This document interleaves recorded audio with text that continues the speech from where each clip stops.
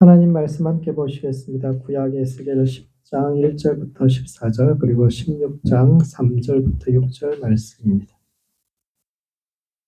하나님 말씀은 구약 에스겔 10장 1절부터 14절 말씀 그리고 16장 3절부터 6절까지 말씀입니다.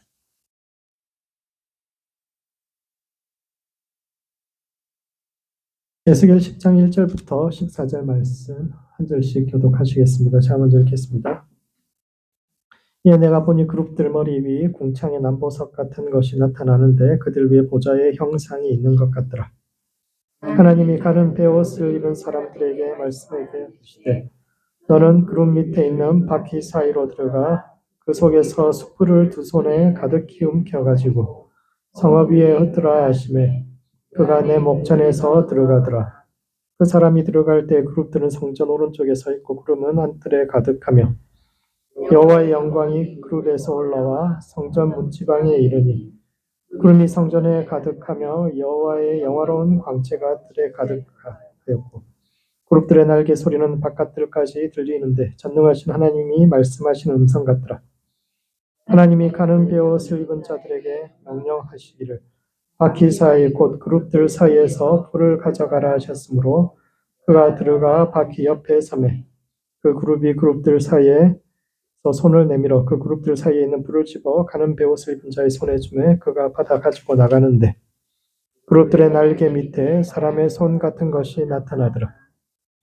내가 보니 그 그룹들 곁에 네 바퀴가 있는데 이 그룹 곁에도 한 바퀴가 있고 저 그룹 곁에도 한 바퀴가 있으며 그 바퀴 모양은 황옥 같으며 그 모양은 넷이 꽃 같은데 마치 바퀴 안에 바퀴가 있는 것 같으며 그룹들이 나아갈 때는 사방으로 몸을 돌리지 아니하고 나아가되 몸을 돌리지 아니하고 그 머리 향한 곳으로 나아가며 그 온몸과 눈과 손과 날개와 바퀴 곧 네 그룹의 바퀴 둘레에 다 눈이 가득하더라. 내가 들으니 그 바퀴들을 도는 것이라 부르며 그룹들에게는 각기 네 면이 있는데 첫째 면은 그룹의 얼굴이요 둘째 면은 사람의 얼굴이요 셋째는 사자의 얼굴이고 넷째는 독수리의 얼굴이더라. 아멘. 16장 말씀도 함께 읽겠습니다. 16장 3절부터 6절 말씀입니다. 16장 3절부터 6절 말씀도 한 절씩 교독하시겠습니다. 제가 먼저 읽겠습니다. 이르기를 주 여호와께서 예루살렘에 관하여 이같이 말씀하시되 내 근본과 난 땅은 가나안이요 내 어머니는 아모리 사람이요 내 어머니는 내 아버지는 아모리 사람이요 내 어머니는 헷 사람이라. 내가 난 것을 말하건대 내가 날 때에 내 배꼽줄을 자르지 아니하였고 너를 물로 씻어 정결하지 아니하였고 내게 소금을 뿌리지 아니하였고 너를 강보로 싸지도 아니하였나니 아무도 너를 돌봐 이 중에 한 가지라도 내게 행하여 너를 불쌍히 여긴 자가 없었으므로 내가 나던 날에 내 몸이 천하게 여겨져 내가 들에 버려졌느니라. 내가 내 곁으로 지나갈 때 내가 피투성이가 되어 발짓하는 것을 보고 내게 이르기를 너는 피투성이라도 살아있으라. 다시 이르기를 너는 피투성이라도 살아있으라 하고. 아멘. 한 해 마지막 날입니다. 한 해를 마무리하고 다가오는 새해를 준비하는 이 날에 하나님의 본질 그리고 역사의 본질이 무엇인지를 보여주는 에스겔서 10장과 16장 말씀이 오늘을 살아가는 우리의 삶과 신앙에 던지는 의미가 무엇인지에 대해 함께 생각해보는 시간을 갖도록 하겠습니다. 첫 번째, 변화하는 세상에 발맞춰 우리의 신앙도 조금씩 변해야 합니다. 에스겔은 환상 중에서 하나님의 보좌와 그 주변을 둘러싼 천사들을 보았는데 내 얼굴을 가진 그룹들이 나아갈 때 바퀴도 함께 나아갔다. 이런 기록을 에스겔서 10장이 하고 있는데 이는 첫 번째, 세상의 변화를 받아들여야 합니다. 에스겔이 묘사하는 하나님, 그 하늘나라에 관한 굉장히 특이한 점 한 가지는 그분의 보좌에 바퀴가 달려있다라는 겁니다. 하나님의 보좌하면 어떤 생각이 드십니까? 하나님의 의자에 앉아있다 생각하면 그 의자는 어떻게 생겼을까? 생각하면 그냥 좋은 의자라고 이렇게 생각을 하잖아요. 그런데 에스겔이 보았던 그 하나님의 의자는 바퀴가 달려있어요. 이동하는 성소입니다. 이동하는 의자입니다. 그래서 어디든지 원하는 데 갈 수 있는 그런 바퀴를 있고 심지어 천사들 옆에도 바퀴가 다 하나씩 있어요. 천사들 옆에도 다 바퀴가 하나 있어가지고 이쪽 저쪽 바퀴를 타고 다니죠. 왜 그럴까? 천사 날개가 있잖아요. 날개가 있으니까 그냥 쑥 날아가거나, 아니면 뭐 천사니까 시공간을 초월해가지고 갑자기 여기서 공간 이동을 하거나, 뭐 이렇게 해도 될 텐데, 뭐 바퀴 따라서 막 왔다 갔다. 왜 이렇게 표현하고, 그래서 그 영적인 존재니까 그런 게 필요 없을 텐데, 왜 굳이 바퀴라는, 바퀴가 한두 번도 아니고 굉장히 많이 나오잖아요. 하나님 보좌의 특징이 그 바퀴에 있는 것처럼 그 바퀴 사이에 들어가가지고 천사들이 뭘 해야 되고 막, 왜 이렇게 바퀴에 대해서 많이 쓰고 있을까 생각해 보면은, 왜냐하면 바퀴가 제국주의의 상징이기 때문입니다. 인류의 가장 중요한 발명품 중에 하나가 바퀴입니다. 인류가 이렇게 발전하게 되는데 그 근본적인 동인 중에 하나가 수레바퀴입니다. 바퀴는 적은 힘으로 많은 짐을 나를 수 있게 해주었고, 그래서 교통과 통신의 혁명을, 사람들 사이의 거리를 굉장히 좁혀주었던 것이 이제 바퀴죠. 그리고 이후에 발명되는 수많은 뭐 기계들의 가장 중요한 부품이 바퀴입니다. 이 둥근 거, 이 수레바퀴, 이 바퀴라는 것 때문에 사실 인류의 문명이 발전할 수 있었는데, 그런데 바퀴를 활용하기 위해서는 사실은 국가적인 차원의 투자가 선행되어야 합니다. 바퀴가 생각보다 그렇게 크게 효과가 없어요. 잘 생각해 보십시오. 수레는 평탄한 도로가 없으면 제대로 된 역할을 할 수가 없습니다. 흙과 자갈, 지금처럼 아스팔트처럼 아스팔트나 시멘트로 이렇게 평평한 길이 아니면 바퀴 끌고 가는 거 그렇게 큰 효과가 없어요. 지금은 그래도 뭐 고무바퀴라도 있지만 옛날에 나무바퀴 굉장히 울퉁불퉁한 이런 거 타고 다니기도 쉽지 않고 굉장히 쉽지 않습니다. 특히나 뭐 이스라엘이 살았던 거기 사막이는 바퀴 뭐 차라리 짐을 들고 가면 가지 어떻게 그 모래 위에 그 바퀴가 지나가겠습니까?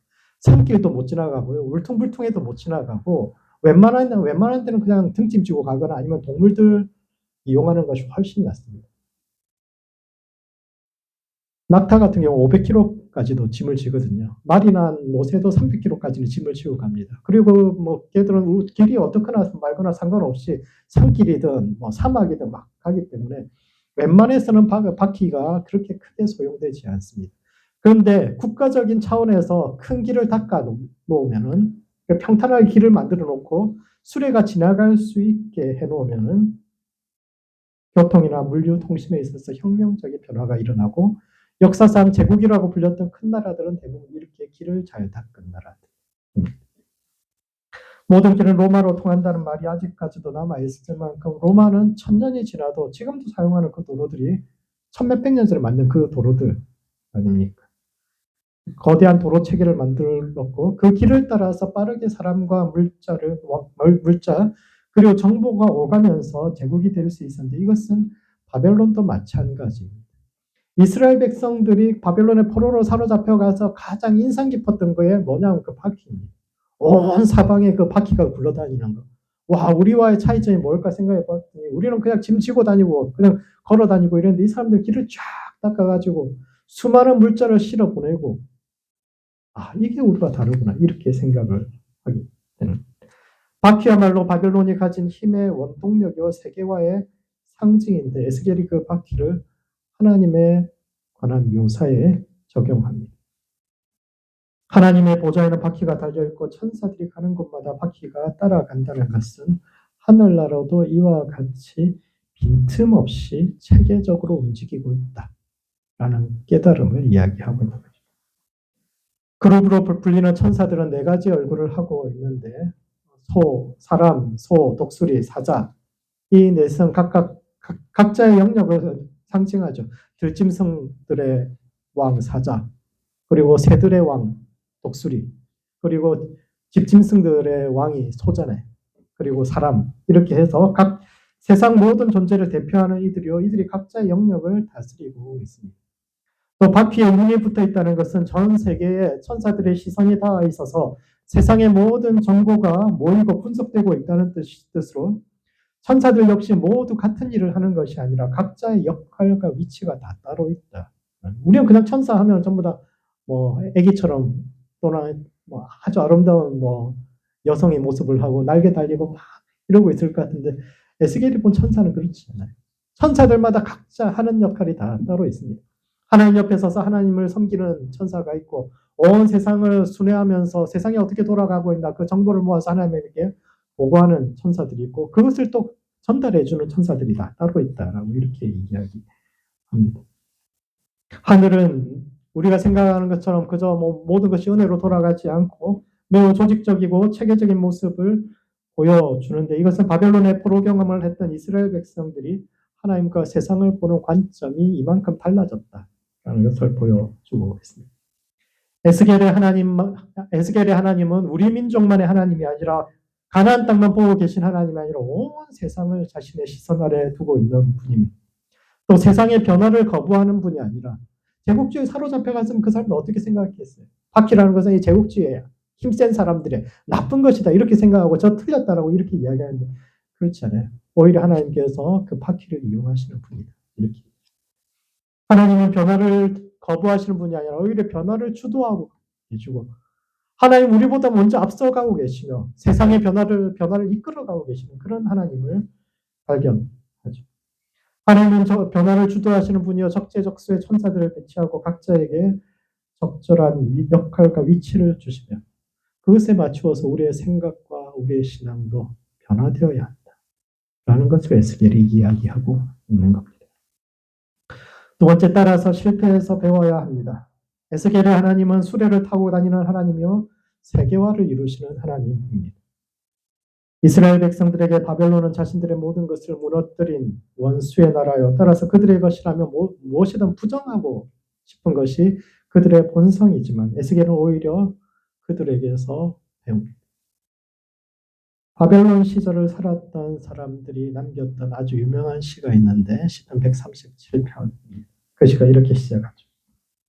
우리가 바벨론의 여러 강변에 앉아서 시온을 기억하면서 울었다. 그리고 우리가 우리의 수금을 그 버드나무에 걸었다. 이렇게 이제 시가 시작되는데 재미있는 것은 그발 강가에 버드나무가 없다라는 겁니다. 그 시가 그렇게 시작하거든요. 우리가 그발 강가에 그 버드나무 아래 우리의 수금을 걸고 우리가 떠나온 그 조국을 그리면서 거기서 펑펑 울었다. 이렇게 시가 시작되는데 그발 강가에 버드나무 없어요.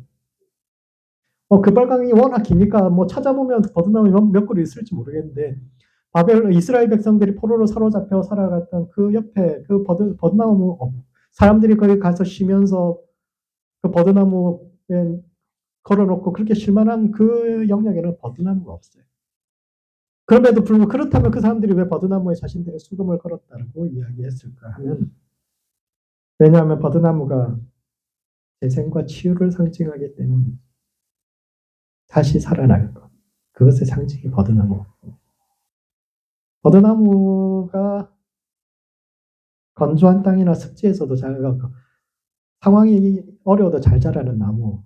또 가장 특이한 것은 옛날에 낫자루를 그 버드나무로 많이 만들었는데 어느 날 갑자기 낫자루에서 새싹이 돋아날 때가 있어요. 그게 버드나무입니다. 죽었잖아요. 죽어서 몇 년을 낫자루로 썼는데 오늘 뜬금없이 낫자루 이런 데서 막 새싹이 돋아나 이게 버드나무.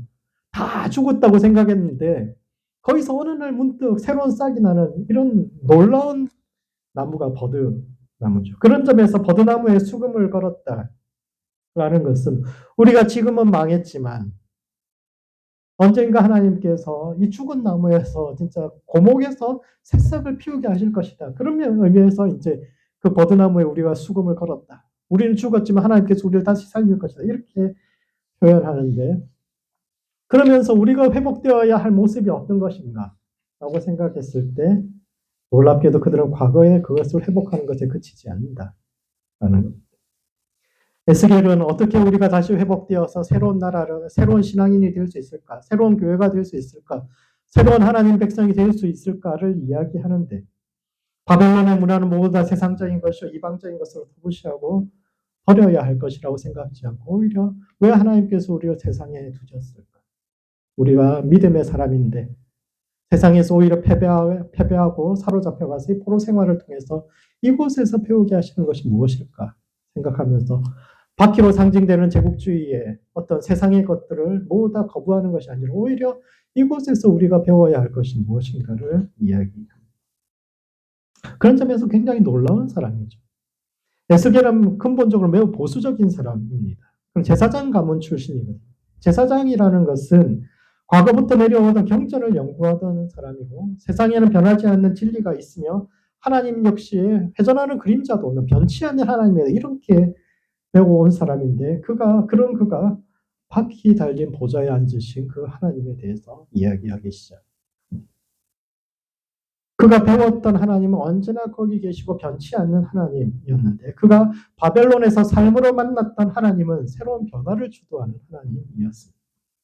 하나님은 산신령처럼 긴 수염을 기르고 인자하게 웃어주시는 분이 아니라 적재적소에 천사들을 배치하시고 때로는 우리 삶에 깊은 슬픔과 어둠을 주시지만 그것을 넘어서 새로운 세상에 어디를 향해서 가야 할지 세상이 어떻게 변화해야 할지에 대해서 내다보고 계시고 그 세상의 변화를 선도하는 분이었습니다. 흔히 하나님보다 앞서가지 말라고 하지만 에스겔이 만난 하나님은 우리보다 훨씬 앞서가시면서 빨리 오라. 내가 세상을 변화시키고 있다라고 이야기하시는 분이었는데 이와 같이 에스겔은 위기의 순간에 안전한 과거의 하나님을 찾거나 선민의식 속에 숨지 않고 오히려 실패 앞에서 원수의 것이라도 배우면서 앞으로 나아가는 신앙의 길을 이야기하고 있는데 그러므로 지금 내가 보고 있는 하나님은 어떤 하나님인지 돌아보아야 합니다.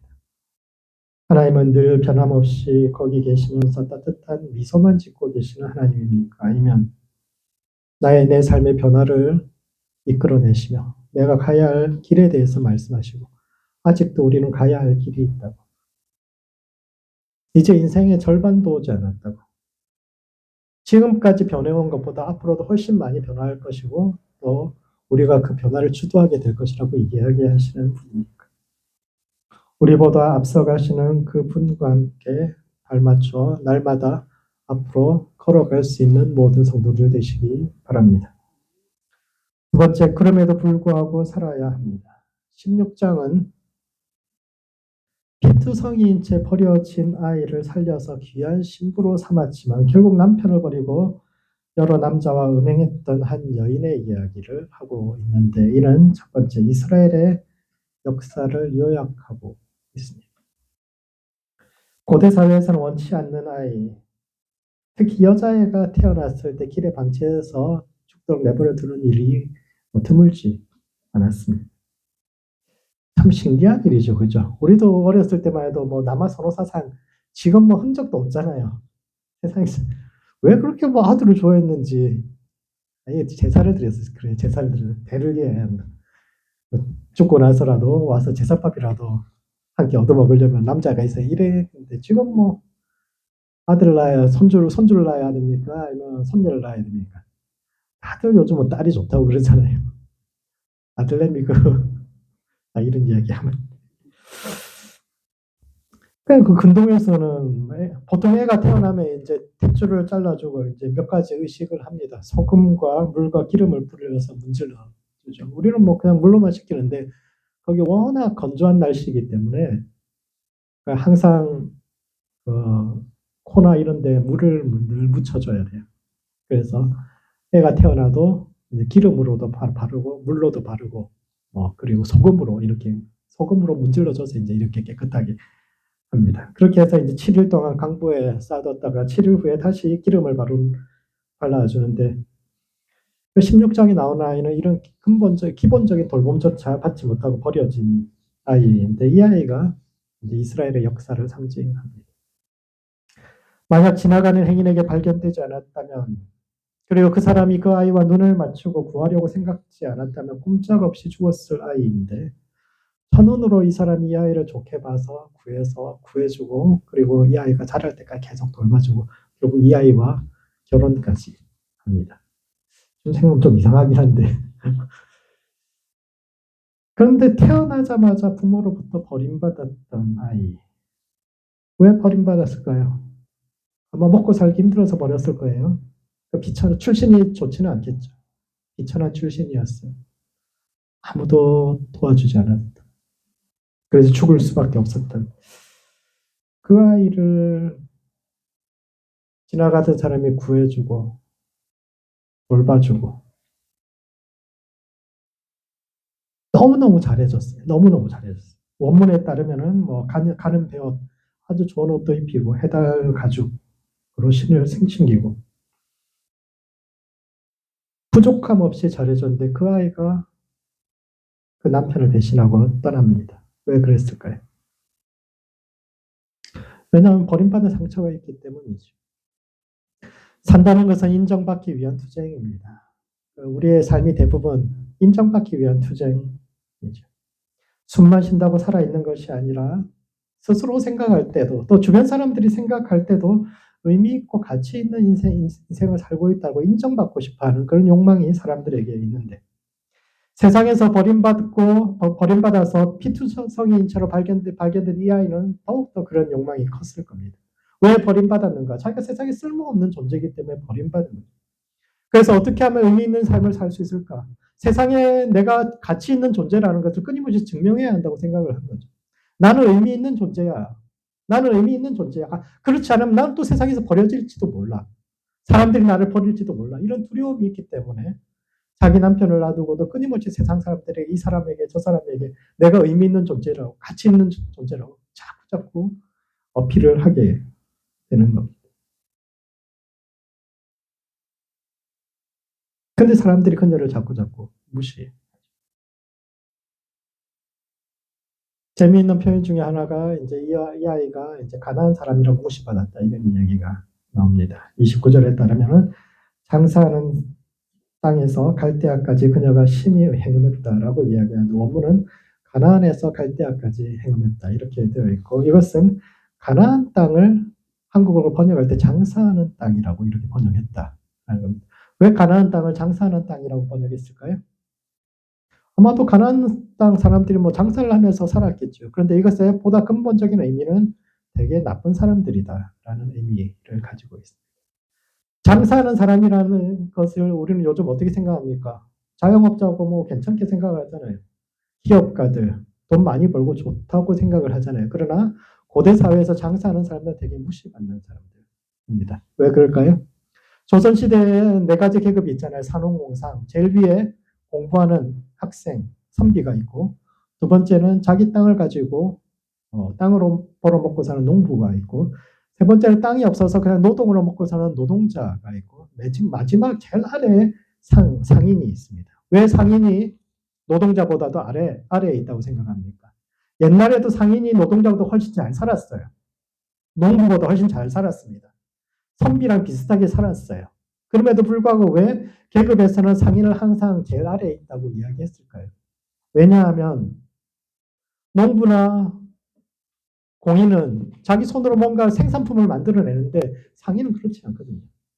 상인은 남이 만들어 놓은 것에 자기가 이익을 같이 나눠 가지는 사람입니다. 일 안 하고 그냥 남이 만들어 놓은 거 누구에게 전달만 해주면서 훨씬 많은 이익을 가져가는 사람이니까 사람들이 별로 좋다고 생각하지 않았습니다. 스스로는 가치를 창출하지 않으면서 다른 사람이 생산한 부의 상당 부분을 가져갈 뿐만 아니라 자신의 이익을 증대하기 위해서 매점 해석을 하거나 정보를 독점하는 일을 마다하지 않는 아주 나쁜 사람들이라고 생각했는데 가나안 땅은 그런 상인들이 모여 사는 땅이요. 따라서 천대받던 땅입니다. 이 여자아이가 여러 사람들을 쫓아다니고 막 이랬던 게 어릴 때 버림받았다는 그런 거 그리고 또 자기가 상인의 땅에서 살아가고 있다. 가나안 땅에서 살아가고 있는 비천한 사람이다. 라는 이런 의식이 있었기 때문에 끊임없이 나 그런 거 아니라고. 이게 이스라엘의 역사를 상징하는 겁니다. 이스라엘은 민족의 출발이 노예 생활이요. 그들이 자리 잡은 땅 역시 사람들이 무시받던 상인의 땅인데 하나님께서 그들을 구원하신 이유는 노예였던 그들을 구원하신 이유는 세상에서 그런 피눈물 나는 삶이 다시는 없도록 그들의 어려운 과거를 그 삼아서 다시는 그런 세상이 오지 않도록 가나안 땅에서 좀 더 나은 세상을 만들어 가도록 하나님의 백성이라는 것은 이 세상에 잘못된 것, 세상 사람들의 눈에서 피눈물이 흐르는 그 상황들을 해결하기 위해서 우리가 부르심 받았는데 그 소명으로 부르심 받았는데 이 아이는 그렇게 하나님께서 부르셔서 신부로 삼으셨는데 그 하나님 백성으로서의 소명을 자각하지 못하고 오히려 그것을 부끄럽게 생각하는 것. 내가 좋은 출신이 아니어서 또 내 과거가 좋지 않아서 우리 조상들이 별 볼 일 없어서 내가 여기서 이렇게 산다. 자신의 어려웠던 모든 삶에 대해서 그것이 나의 소명이고 우리의 무언가가 이 땅에 우리가 해야 할 사명이 있는 것이다. 하나님께서 우리의 과거를 다스리시고 우리의 역사 가운데 우리 한 사람 한 사람을 이끌고 계시다라는 것을 인정하지 못하고 왜 내가 이런 집에 태어났을까? 왜 나는 이런 복도 없이 이렇게 살았을까? 생각하면서 끊임없이 현실에 불평불만하면서 자기보다 잘 사는 사람들 눈에 어떻게든 잘 띄어볼까? 하나님의 소명을 따라 살아가는 것이 아니라 스스로를 부끄럽게 여기고 힘든 과거를 소명의 그 눈으로 보지 못했기 때문에 그들이 결국은 세상을 쫓아가다가 망할 수밖에 없었다라고 이야기합니다. 두 번째, 그럼에도 불구하고 우리는 살아야 합니다. 이 이야기에서 하나님께서 그 사람이 처음 아이를 만났을 때 했던 말이 너는 피투성이라도 살아있으라.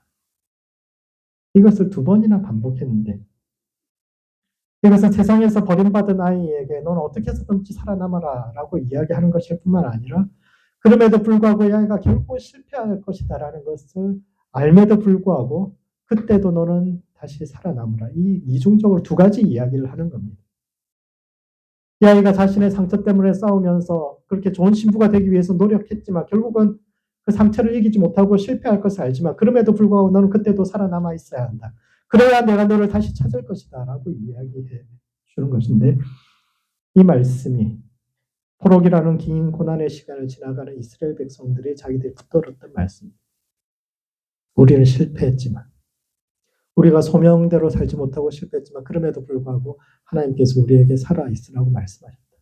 그래서 언젠가 하나님께서 우리를 다시 찾아오시겠다는 그 약속이고 우리는 실패해도 하나님께서 우리를 새롭게 회복시키실 것이다. 이것을 믿었기 때문에 그들이 다시 일어날 수 있었던 거죠. 하나님은 우리에게 어떻게든 살라고 피투성이인 채로도 살아만 있으라고 말하는데 이것은 실패 앞에서도 포기하지 말고 기다려야 한다라는 것을 의미합니다. 믿음의 조상들의 공통점은 그들이 기다릴 줄 아는 사람들이었다라는 겁니다. 아브라함이나 이삭이나 야곱이 세상 사람들보다 더 성공적인 삶을 살았거나 혹은 그들보다 더 도덕적인 삶을 살았던 이들이 아닙니다. 롯이 아브라함을 떠나갔던 근본적인 이유는 그 자기 삼촌에게 실망했기 때문이죠. 본토 친척 아비 집을 떠나서 새로운 삶을 길을 찾겠다고 했던 그 삼촌이 기근에 이집트에 내려가고 또 살기 위해서 숙모를 여동생이라고 이야기하는 것을 보면서 그 부끄러운 일들을 지켜보면서 그 삼촌을 떠나기로 결정합니다. 믿음의 길을 산다면서 우리가 뭐 세상과 다른 게 뭐가 있습니까? 이런 이야기를 하는 거죠.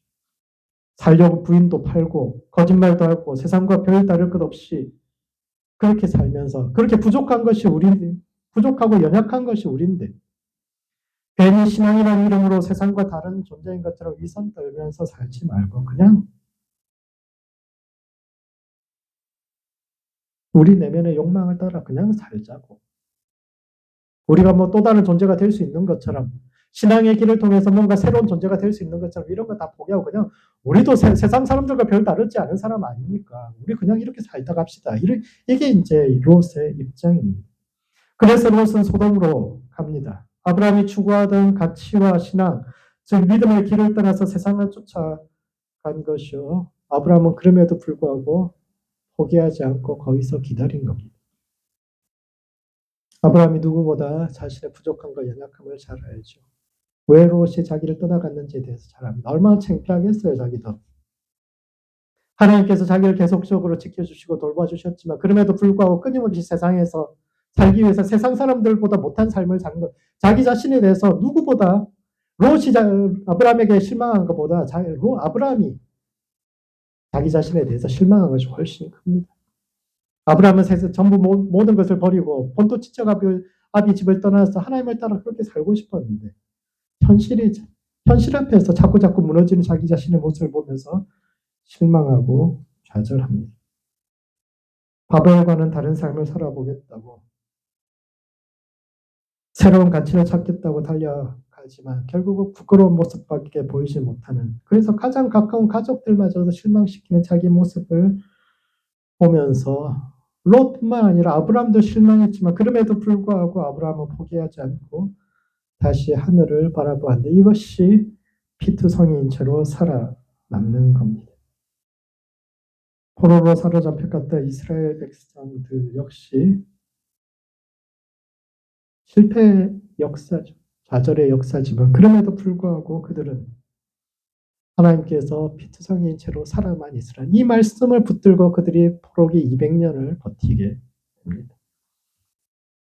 이것은 믿음의 길은 우리의 능력으로 걷는 것이 아니라 하나님께서 은혜 베푸실 때 걸을 수 있는 길이요.